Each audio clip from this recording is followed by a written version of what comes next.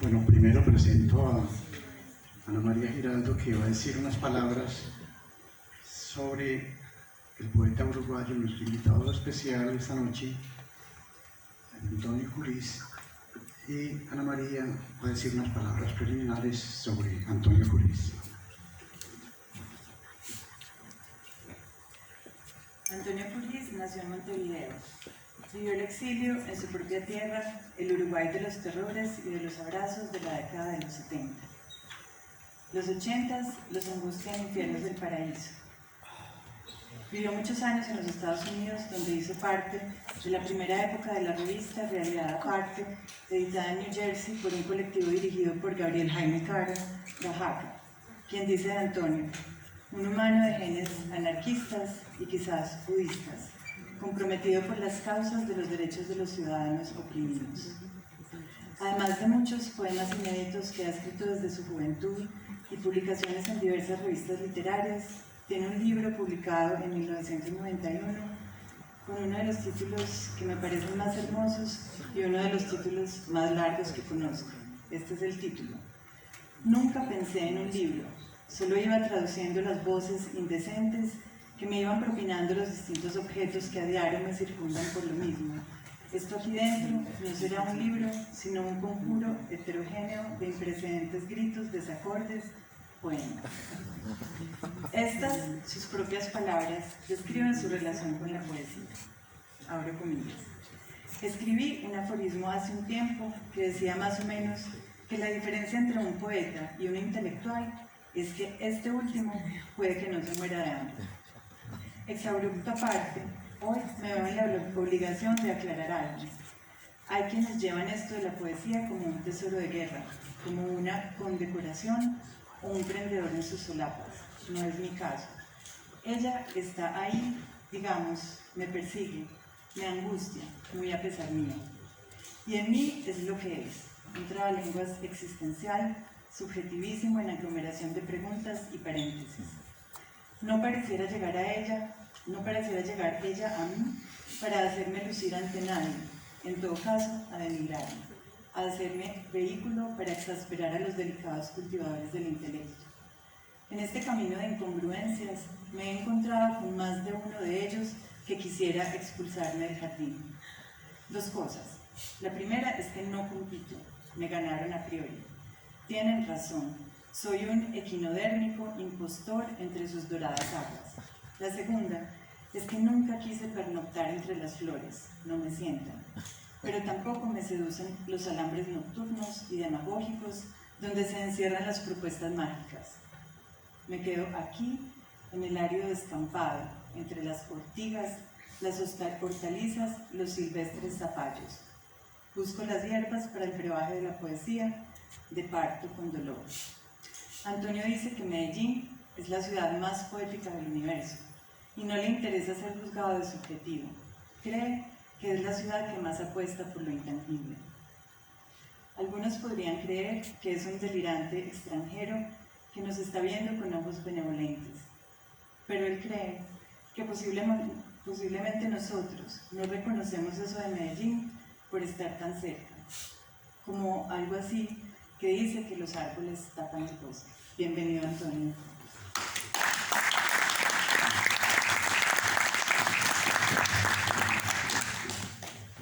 Bueno, vamos a hacer un conversatorio con el poeta uruguayo Antonio Jurís, que recién llegó a esta ciudad y nos quiso acompañar y sale también sus poemas en la revista La Musa Sonámbula.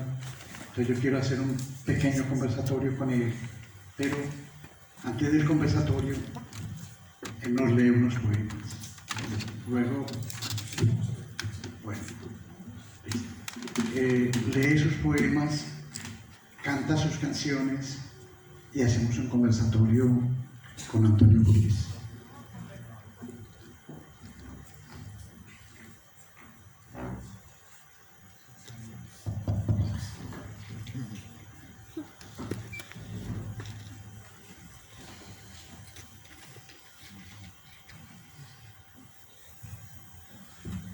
Bueno, Antonio, tú empiezas leyendo los poemas porque ya después seguimos el conversatorio. Bueno, la verdad que estar aquí siempre es una fiesta, ¿no? Ustedes han tomado muy en serio esto de la poesía y realmente yo no lo he visto en una ciudad muy particular. Estamos más... Sí,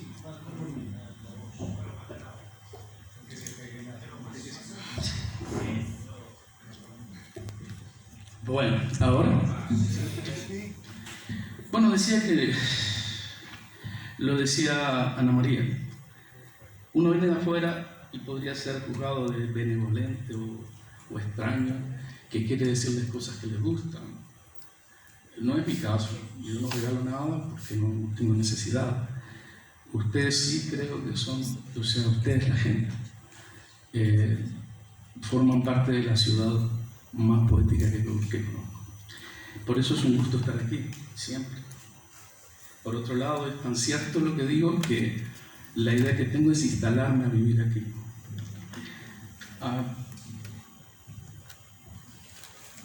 Para ser expulsado del jardín.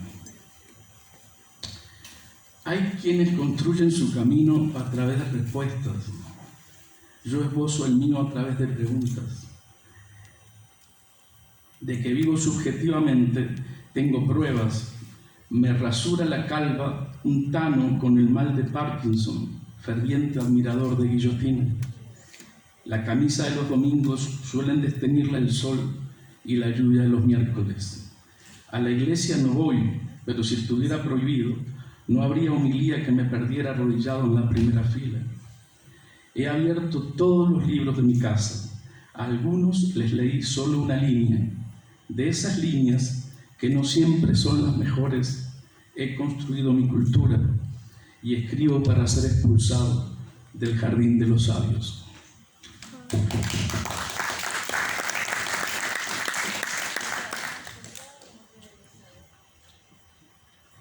Disertación para el simposio ¿Qué hacer en la última década del siglo? En nombre de no sé qué dioses, de los que dudo su existencia, hemos tirado nuestra risa al mar. Y en el nombre de ellos, Dios Lucifer, Dios Padre, Dios Marx, Dios Cristo Rey, deberemos raspar con cepillos de clavos las escamas de plomo del pobre pez en que nos convertimos y ser sirenas, algas, aguas vivas, destilando moral burguesa y por las dudas la otra moral de enfrente que engendró la miseria por aquello de que los extremos tienden a convertirse en su contrario.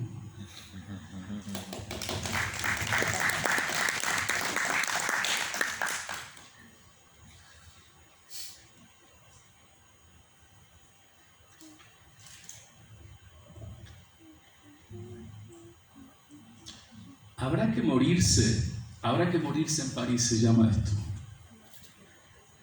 Habrá que morirse o al menos matarse en el París musgoso de cielos húmedos para que atiendan tu poesía.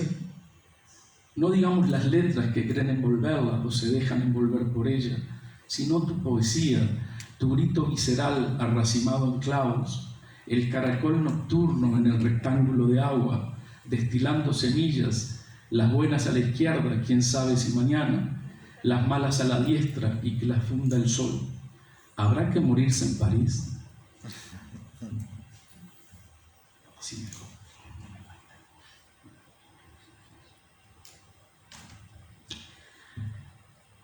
Poesía de parto con dolor, a Arnaldo Sepúlveda.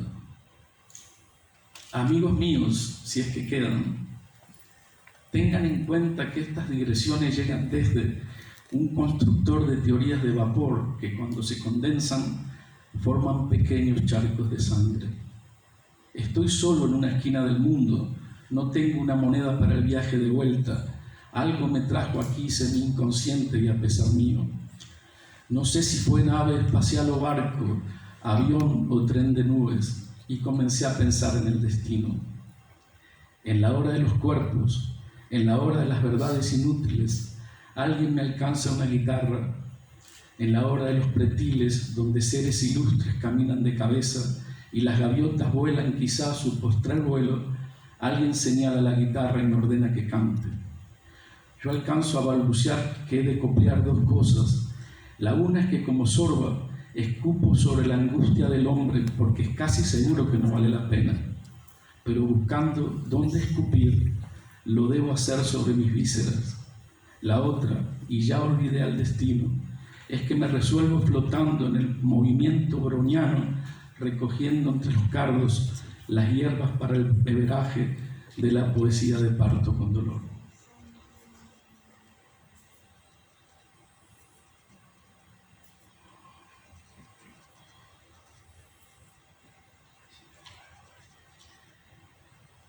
El cerco de dolor. Los poemas que he parido mal, los que escribí tan solo con la mano, me golpean a diario en los huecos de mí.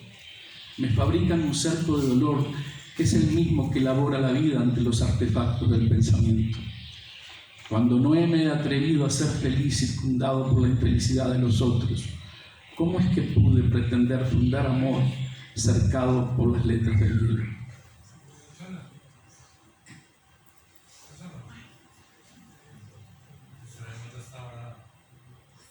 ¿Quieres repetir ese, por favor? Sí, Oh, sí, claro. El cerco de dolor.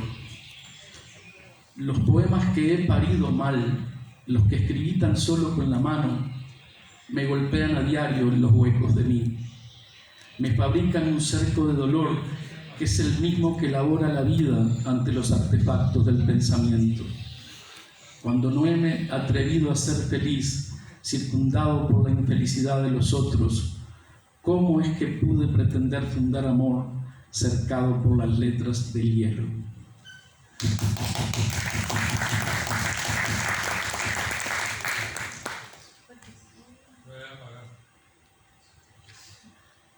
Palabras del que soy.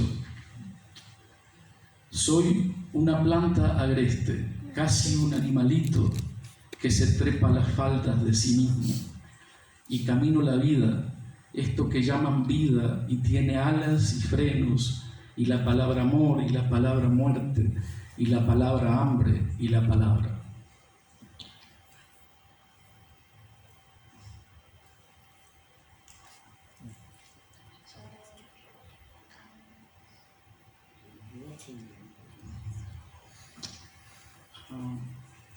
Son dos. Desaparecidos. Sabrán ustedes que allá en el sur tenemos famas de desaparecer gente. En la década de los 80, 70, golpe de Estado en Uruguay en el 73, 27 de junio. Y entonces uno cuando oye esa palabra es como dolorosa, ¿no? Porque desaparecidos. Yo creo que habría que decir asesinados, pero ellos en la nomenclatura también se meten, y se meten en todo, y así estamos todos en Latinoamérica. Ahora un poquito más rebeldones, pero tampoco nos pongamos demasiado optimistas. Pero creo que vamos bien, digamos que en estos tiempos que corren, me parece que sí. Desaparecidos. Vi o imaginé a esos hombres llorando su postrer silencio, los testículos rojos de picana, escupiendo la sangre de los ojos, la misma que habían soñado abandonar pegada a la calle más sucia de su amada ciudad. Vi o lo imaginé. Lo cierto es que abrazaban el único incorpóreo que resiste y al que algunos llaman esperanza, para luego expirar en la nomenclatura del absurdo como fantasmas o desaparecidos, como una marca o una virtud o una categoría, por los aparecidos de la nada del ritmo simétrico. Vi o lo imaginé. Y el último. El último lo escribí en Cuba. Me acuerdo de eso. No me acuerdo mucho de lo que hago, ni dónde, pero estas cosas son como muy puntuales. Viajé una sola vez, estuve unos días, y por eso me acuerdo. La noche de las fuentes. Los patios segregan fuentes que destilan el amor más espeso para formar como una capa de luz vibrante y monolítica. La fuente y la luz segregan un no al cálculo egoísta que sitia con risas estudiadas y llora un llanto o cocodrilo entre las rocas de la culpa. En tantos seres computados, encolerizados dioses del mal, con detectores de fuentes nocturnas, hieren de negro la ciudad. Entonces las fuentes desaparecen, contrayéndose en vapores inaudibles, para esperar el día en un insomnio azul, a devenir susurros del crecimiento imperceptible. Gracias.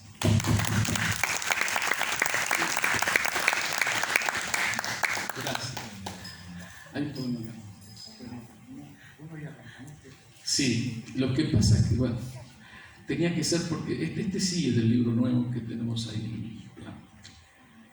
Se llama Tomaré la carretera sur, a Ana María Giraldo. A mí me parece igual, tomaré la carretera que va al sur y no llevaré conmigo más que una bolsa de protestas. Dejaré las ideas con sus pequeños monumentos de palabras gastadas y deslumbrantes, y las mujeres en sus pedestales de ternuras impostadas y genuinas, y el amor en una caja de acero inoxidable cerrado con las 7 llaves. Los recuerdos los tiraré de tanto en tanto por la ventana, como las colillas de los cigarrillos. Un día me dio por arrojarlos todos en un mismo sitio. Transformé una ciudad en un desierto y luego el desierto se convirtió en océano, en el que flotaban grotescos todos los ciudadanos de aquella aldea, que en sus tiempos todos convenían que era un encanto. No quiero hacer más daño desde estos ojos aparentemente inocentes que quedaron pegados en algo que no sé. Tomaré la carretera que va al sur y aunque sé que no habré de reír con dientes, algo muy dentro mío reirá desde la angustia, que es mi única risa posible. Y aunque no lloraré con lágrimas, algo muy dentro mío llorará alegremente, que es mi único llanto permitido.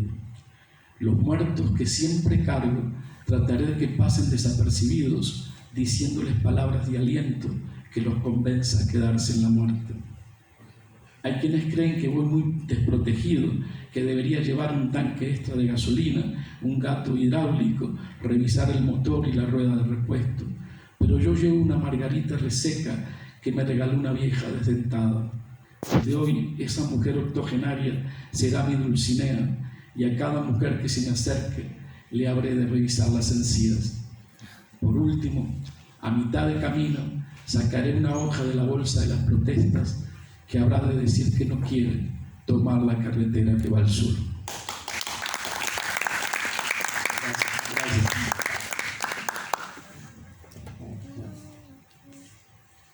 Yo quiero hacer un pequeño conversatorio junto con Antonio Curiz, recién venido de Minnesota. Hace 8 días llegó, pues muy especialmente para estar acá con nosotros. Y primero que todo, la primera pregunta que se me ocurre, yo creo que el país que yo más quiero de América Latina es Uruguay, y hay una razón más que suficiente: mi amor por Alfredo Zitarrosa, uno de los grandes compositores de América Latina. Yo solamente, hablando con Curiz, lo podría comparar, si acaso, con Atahualpa Yupanqui. Para mí ha sido un motivo de alegría, de compañía, de llanto, conocer a Alfredo Zitarrosa. Y apenas veo a Antonio Curiz, quiero preguntarle qué ha sido Zitarrosa en tu vida, porque en Uruguay es lo máximo que tenemos. ¿Quién es Zitarrosa? ¿Quién es Alfredo Zitarrosa? Bueno, para empezar, vos querías que yo cantara algo de él, ¿no? Yo simplemente digo que vos querías y yo dije que no podía. Ahí está, no podía porque cuando alguien se hace tan grande, uno, no sé, a mí me tiemblan las manos en la guitarra y yo digo, no puedo. Yo lo vi a él, hablé con él 2 veces. En realidad no tengo mucho para contar de él, aparte de todas las emociones que me causa. Y digo bien en presente porque lo puedo escuchar hoy igual que hace 20 años y me causa la misma emoción. Es cierto que es uno de los grandes de América, pero también uno de los grandes olvidados, que son muchos. Pero entonces digo, la vez que lo vi, ahí está por ahí Hugo Machín, ¿sabe lo que estoy diciendo? En la Plaza de los Olímpicos. Y él había escrito anteriormente un texto en el cual se definía política, filosóficamente. Estábamos a orillas de la dictadura o la habíamos recién iniciado. Y entonces él se puso a llorar todo el tiempo que dijo lo que había escrito el día anterior. Él cantó muchas canciones, pero él lloró todo el tiempo. Y entonces pidieron un vaso de agua y aparecieron 5.000 vasos, no sé, un montón de vecinos con vasos de agua en la mano, era un poco cómico aquello. Ese día hablé con él unas palabras, evidentemente pocas. Yo era un muchacho también, pero la idea es que cuando lo veo en Nueva York, en el Festival Latino, que organizaba Joseph Pub, también cuando canta llora nuevamente. Yo digo, ¿qué es esto? Lloraba, y salían los globos de la saliva, y llorando terminó una canción ahí, y la terminó. Si había alguien que tenía respeto por la gente, creo que era él. Ese cantar de traje, corbata, aparentemente tan en desuso, pero él cantaba con el ceño fruncido, concentrado completamente en lo que hacía. Y ese para mí Citarrosa, Gustavo, no puedo hablar de cosas así, no tuve nada con él y yo hubiera querido.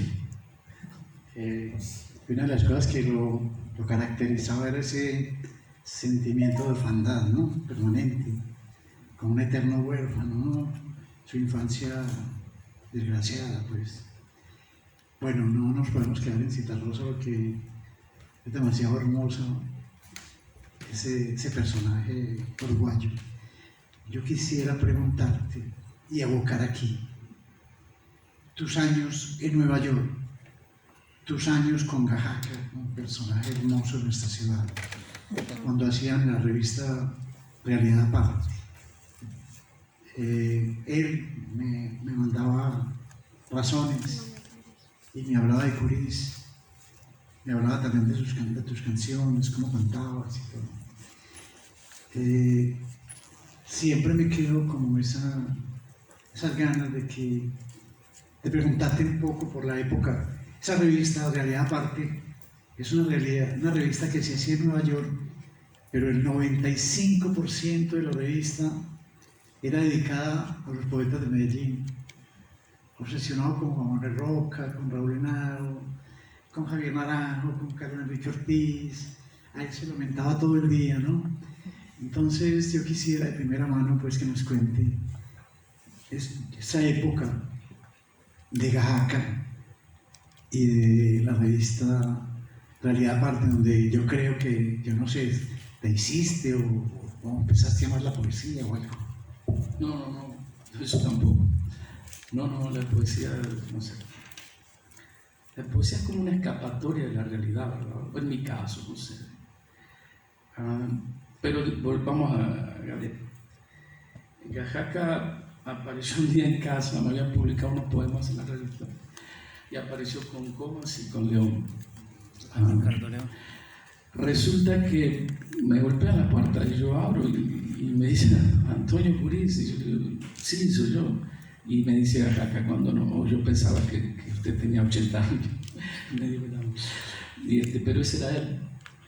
Creo que es el individuo más poeta que yo conozco en Gajaca. No es la poesía en sí, que es discutible, qué sé yo, cada cual, ¿no? Pero estoy hablando del ser.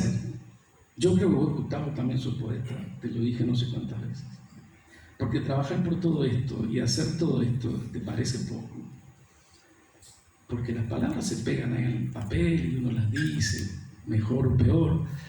Pero trabajar por eso, como vos trabajaste toda tu vida, creo que es digno de nombrarte poeta. Te lo dije más de una vez. Pero bueno, Gabriel, ya te digo, la poesía, veamos, cada cual que la lea, que opine, pero él como tal, como individuo, es poeta todo el tiempo. Hay una cosa que te puedo contar porque es cómica, pero la comicidad de la anécdota trae a la luz lo que puede ser un ser intangible, etéreo casi. Yo tenía una camioneta bastante malita, con la parte de atrás abierta, creo que era Datsun o algo así. Y él se tenía que subir arriba y yo no podía subir adelante porque había alguien conmigo, él iba conmigo, estábamos apurados, no sé qué íbamos a hacer realmente. Pero entonces yo le digo, bueno, Gabriel, dale. Y él estaba en la parte de atrás y yo mirándolo por el espejo. Él estuvo como 2 minutos tratando de subir y no podía subir. Y ponía una pierna y la otra, pero Gabriel, ¿qué haces? Pero subiste. Ay, Curí, ¿cómo se sube acá? ¿Cómo es que se sube? Desde el punto de vista formal y duro de la vida, cartonado, que es donde estamos todos, digamos, gobernados por esa gente, él sería un idiota, ¿no? Pero yo creo que es ese mismo ser poético que lo hacía hacer cosas como esa, ¿no? Nos podríamos quedar mucho rato hablando de Oaxaca y del grupo pues, de Nueva York, pero vamos a ser un poco concretos. En este momento vamos a hablar un poco de tu creación, de tus libros, de los libros que vas a hacer aquí, de los que has hecho. Primero que todo, yo, antes de preguntarte algo, voy a mostrar este libro que estoy muy emocionado, que estamos haciendo, Las Voces Reunidas de Antonio Porcia, con Armando Múnera, con María Fernanda Noreña. Te voy a preguntar primero que todo, ¿qué ha significado para ti, digamos, Antonio Porcia? Bueno, una vez que cayó ese libro, Voces, era como que no te puedes despegar de él. Cosas así tan simples como te ayudaré a venir si vienes y a no venir si no vienes. Pero digo, esa me acuerdo, pero me acuerdo otras más. Pero no importa eso, no importa que uno se metía en un libro que no te complicaba, o sea, te complicaba mucho, pero no desde la cantidad, sino desde otro lado. Yo lo vi por ahí. Decía vos recién, no sé qué dijiste, bueno, no importa. Me pareció que dijiste algo que ahora se me pone.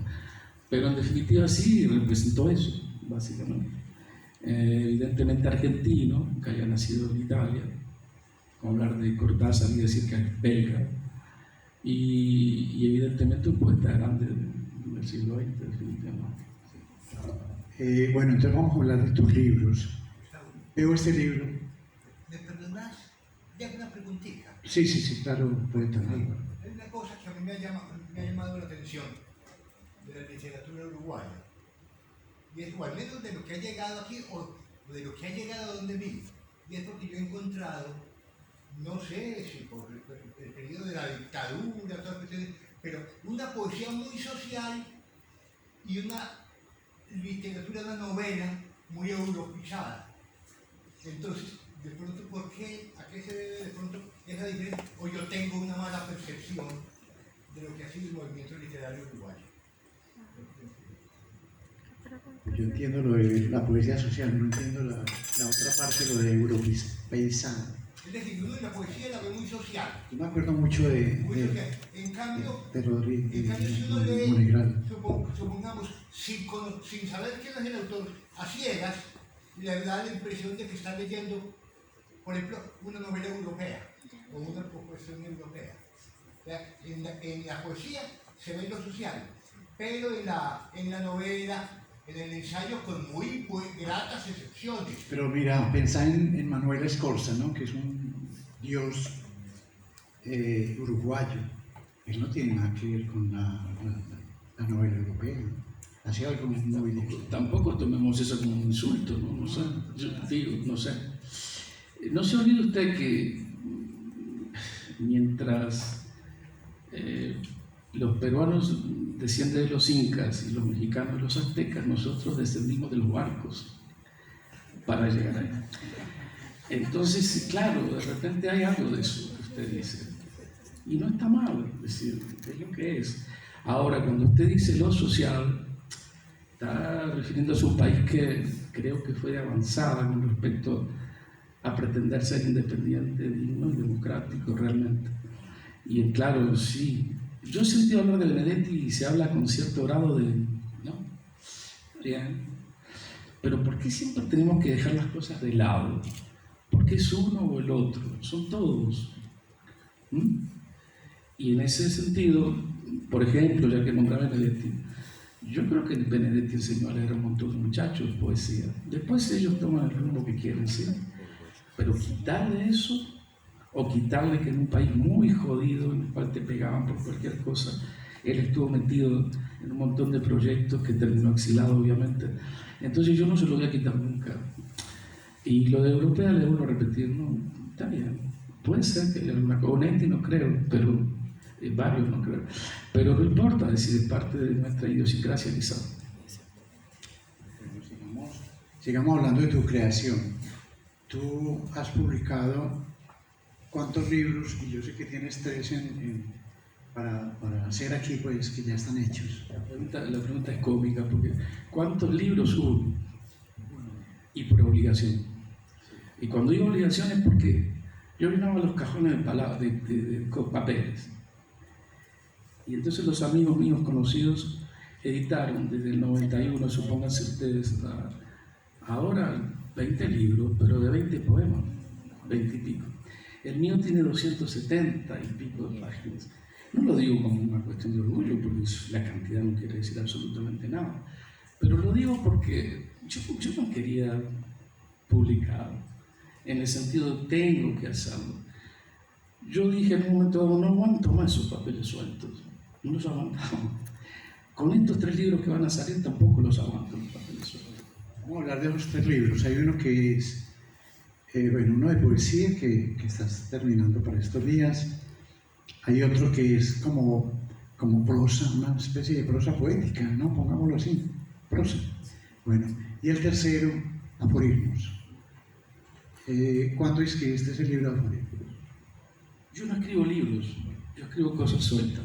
Se juntan un día. Yo un día me encontré que entre los papeles había muchas cositas cortas. ¿Y esto por qué? El aforismo me da un poco de miedo, que pareciera que uno se está erigiendo un monumento propio, porque está diciendo verdades absolutas o algo así. Y yo digo, wow, yo no puedo. Sí. Pero entonces encontré ideas por todos lados y empecé a trabajar un poquito en ellas. Cuando quise acordar había unas